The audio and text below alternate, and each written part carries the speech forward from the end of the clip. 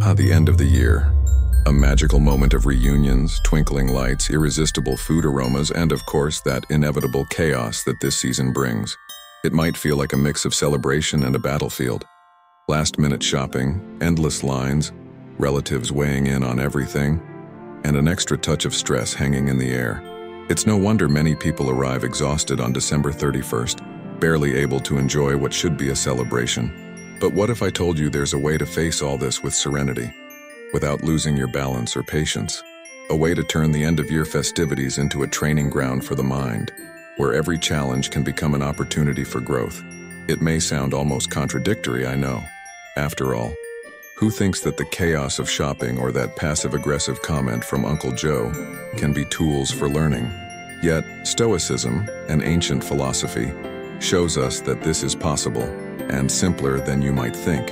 You will discover how to control your emotions in the face of family tensions, accept what is beyond your reach, filter what consumes you mentally, practice gratitude even in chaotic situations, and strategically prepare for challenges. The secret lies in adopting a new mindset, not to escape the chaos, but to confront it head-on, with resilience and a touch of wisdom. The best part? These teachings not only help you survive the end-of-year festivities, but also transform this time into something genuinely special. Ready to uncover how Stoicism can be your secret ally in maintaining calm, strengthening your mind, and enjoying the festivities with ease? Then let's dive into this journey and explore each step of the process. Have you noticed how emotions sometimes take the wheel of our minds, especially in tense situations like family gatherings at the end of the year? Picture yourself at a table full of relatives, and someone throws out a comment that seems designed to get under your skin. It's natural to feel your blood boiling or to want to snap back. But Stoicism teaches us that there's another path. Emotions, as the Stoics say, are responses to what we interpret, not to reality itself. This means that by taking a moment to breathe and name what you're feeling, anger, frustration, hurt, you gain a brief pause to decide, will you react or respond with self-control? Try this the next time Uncle Joe brings up a controversial topic. Conscious breathing is another practical tool to maintain balance. When we're stressed, our breathing becomes short and shallow, feeding our internal chaos.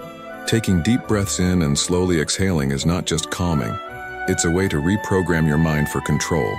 If you want to go further, try simple mindfulness techniques, like counting to 4 while inhaling, holding the breath for another 4 seconds, and exhaling for 4 more. It's a powerful yet discreet practice. No one around you needs to know you're practicing your serenity while the conversation at the table heats up. Another crucial aspect is recognizing the power of words. Did you know that a measured response carries more weight than an impulsive reaction? If someone makes a provocative comment, you can choose to diffuse the moment with humor or simply agree partially to end the conflict. Maybe you're right, but let's enjoy dinner without diving into that right now. This approach isn't weakness. It's a conscious act of protecting your mental peace. And let's be clear, peace is priceless, especially during the holidays. Stoicism also suggests reflecting on your expectations. Often we stress ourselves out because we expect people to act differently. However, accepting that everyone has their own perspective and that not everything will go according to plan is a tremendous relief. A year-end dinner may not be perfect, but it can be meaningful. Focus on what truly matters, the chance to be with the people you love, or at least tolerate, and create memories that go beyond differences. Ultimately, dealing with emotions during the holidays is not just about surviving them, but about learning and growing with each challenge. Stoicism invites us to see these moments as opportunities to exercise our virtue and resilience. And speaking of challenges, the next step to mastering the chaos of the festivities is learning to accept what is beyond your control.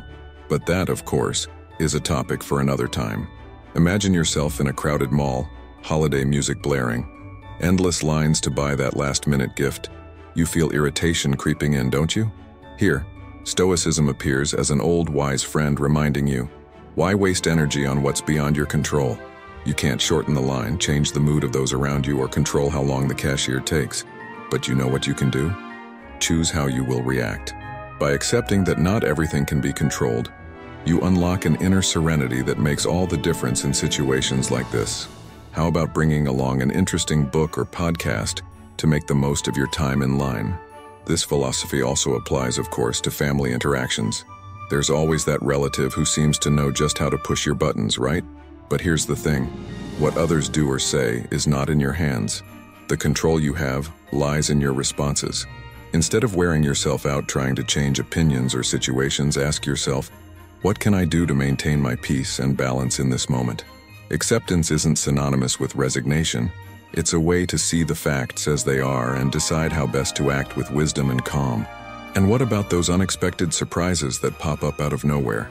The turkey that burns in the oven, the gift that doesn't arrive on time, or even the traffic that makes you miss dinner. In those moments, it's easy to get lost in chaos. But here's a practical tip. Instead of complaining or panicking, focus on finding solutions. Turn the problem into an opportunity. Burn the turkey? Make it an inside joke and order a pizza. The gift didn't arrive? Write a heartfelt letter expressing gratitude to the person. Sometimes that means more than any physical item. It's not about what happens, but how you choose to respond. Acceptance also involves letting go of perfectionism. We want the holidays to be perfect with everything going exactly as planned, but reality rarely cooperates. The Stoics teach us to embrace imperfection as a natural part of life. After all, a family gathering filled with laughter and little mishaps is far more memorable than a celebration weighed down by the pursuit of perfection. Between us, the imperfect moments often make for the best stories, don't they? And as you begin to accept situations that are beyond your control, it's inevitable to realize that there is something that will always be under your command: your thoughts. This is precisely what we will discuss next: the importance of taking care of your mental diet. Have you ever stopped to think about what you mentally consume during the holiday season? I'm not just talking about holiday movies or the endless barrage of promotional ads, but also the conversations, thoughts, and even what you allow into your mind without a filter. Your mental diet, as Stoicism teaches, is just as important as what we put on our plates. If you feed your mind with gossip, criticism, or negativity, it's no surprise that anxiety and stress become your main courses. The good news is that you can change that. It simply requires you to be more selective about what you allow yourself to consume, both externally and internally. Let's consider a practical example. Imagine being in a conversation where everyone is complaining about traffic, high prices, or that relative who doesn't help. You have two options. You can join in the grievances, feeding this negative cycle, or you can change the tone of the conversation by bringing something positive into it. How about mentioning a funny Christmas memory or praising someone's effort in organizing the gathering? This simple shift in focus can not only improve the atmosphere but also help you maintain your serenity. Small actions like this can make all the difference. Another important point is learning to choose your battles. Not every discussion deserves your attention. Perhaps you have that relative who loves heated debates or that friend who brings up sensitive topics. Instead of taking the bait, ask yourself, is this useful or just going to drain my energy? If the answer is negative, take a step back. A good Stoic practice is to reflect on the value of your time and attention. Why waste them on discussions that lead nowhere? Reserve that mental space for productive reflections and thoughts that truly matter. Additionally, it's essential to remember that the quality of your relationships directly influences the quality of your mind. Whenever possible, avoid people who insist on spreading negativity and seek to be around those who inspire, motivate, and share good vibes. And if you can't avoid these interactions, minimize their impact by focusing on what you can control: your attitude. Give yourself a chance to always look for the positive side, even in the most challenging conversations. A kind comment or a genuine laugh can break the ice and completely transform the atmosphere. A healthy mental diet includes a conscious consumption of thoughts. The Stoics remind us that we are what we think repeatedly. Instead of feeding your mind with worries or resentments, why not practice gratitude and positivity? And speaking of gratitude, this leads us to the next point: exploring how this practice can illuminate even the most chaotic moments of the holiday season. Amidst the chaos of holiday festivities, it's easy to get lost in the pressures and challenges that arise. But what if I told you there's a simple yet powerful tool that can transform the way you experience this time? That tool is gratitude. Yes, simple but underestimated. When you take a moment to recognize your blessings, even in the most challenging situations, something shifts within you. The Stoics believe that gratitude is an active practice that helps us focus on what truly matters, bringing harmony and balance to our mental state. Imagine you're at the Christmas dinner, And not everything went as planned. The turkey didn't turn out as expected. One guest arrived late, and the kids are running around the house screaming. You can either get upset about the details that went wrong, or opt for something nobler: gratitude. Thank those around you for their presence, for the opportunity to celebrate, for the laughter that eventually arises, even if it's a bit awkward. This shift in perspective transforms the experience. After all, life isn't about perfection, it's about meaningful moments. A simple exercise for practicing gratitude is to create a mental or written list of 3 things you are thankful for each day. It can be something significant, like your family's health, or something small, like the hot coffee you had in the morning. Studies show that this daily habit reconfigures the brain, training it to see the positive side even in adversity. How about trying this at the end of each day during the holiday season? Include even those challenges that, while inconvenient, brought valuable lessons. Gratitude is also something that can be shared. Why not express it directly? A simple "thank you for being here" or "I really appreciate what you did for me" can do more for the holiday spirit than any expensive gift. However, be careful not to make this mechanical. Genuine gratitude is felt by both the giver and the receiver. Small gestures like writing a handwritten card or preparing something special for someone can be even more meaningful than casually spoken words. And throughout these holidays, as you reflect on what you value and who values you, notice how this prepares your mind to face upcoming challenges with a more resilient mindset. After all, gratitude is the foundation for a stronger, more balanced spirit, which leads us to a crucial point: the importance of mental preparation to deal with unexpected situations and difficulties, which we will explore next. Have you heard the saying, "An ounce of prevention is worth a pound of cure"? Stoicism elevates this concept by teaching the practice of premeditatio malorum, or the anticipation of possible problems. Before challenging events, like a tense family dinner or a holiday shopping marathon, taking a few moments to visualize the obstacles that may arise is like equipping your mind with a shield. This isn't about being pessimistic, it's strategic. If you know there will be traffic, prepare a playlist you love. If you expect discussions at the table, think of ways to divert or defuse them. Mental preparation creates a solid foundation for navigating chaos with serenity. Imagine you're about to face that family gathering where, inevitably, controversial topics will arise. Visualize the scene. Someone makes a provocative comment, and you feel that impulse to retaliate.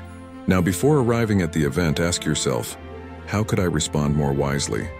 Maybe a smile and a change of subject would be the best response. This anticipation practice isn't about avoiding reality, but rather training your mind to cope with it better. An effective exercise is to write out possible scenarios and list the attitudes you would like to adopt. The more you practice this, the more natural it becomes to act with calm and self-control. Another crucial aspect of mental preparation is taking care of your state of mind before the event. Want to have the patience to tackle the challenges of the day? Make sure your mental energy is high. Practice simple techniques like meditation or breathing exercises to center your mind. If possible, dedicate a few minutes in the morning to organize your thoughts. You might ask yourself, what is really important today? What challenges am I willing to face with resilience? These reflections help shape a more balanced and positive perspective. Mental preparation also includes practical planning. If you know that last-minute shopping can be stressful, why not create a detailed list and choose less busy times to go out? Or if family interactions are challenging, how about aligning expectations with yourself before you arrive? This planning minimizes the impact of surprises and reduces the chances of being caught off guard. It doesn't eliminate adversities, but it makes you feel more in control, even when the unexpected arises. Speaking of adversities, remember that each one is an opportunity to exercise your virtues and strengthen your mind. After all, the end-of-year celebrations are not just about surviving tough moments, but about growing through them. Now that you're mentally prepared, you're ready to apply all this knowledge in practice. But first, let's organize all of this in an engaging introduction that connects you directly to these insights. So what will you do with all this knowledge? Let the stress of the holidays control your mood, or seize each challenge as an opportunity for growth. It's interesting to think that the chaos that bothers us so much can also be the perfect ground to practice our patience, self-control, and gratitude. Life, after all, doesn't wait for us to be ready. It happens, unpredictable and challenging, but it's up to you to decide how you will react. Now that you understand how Stoicism can transform your approach to the end of the year, think, what practices can you start today? Maybe it's a simple pause to take a deep breath when something goes awry, or the conscious decision to appreciate moments, even if they're imperfect. How about starting right now? Grab a piece of paper, write down 3 things you're grateful for, and see how that shifts your perspective for the day. The big question here is, are you willing to step out of autopilot? The end of the year is an incredible opportunity to reflect on what truly matters and who you want to be.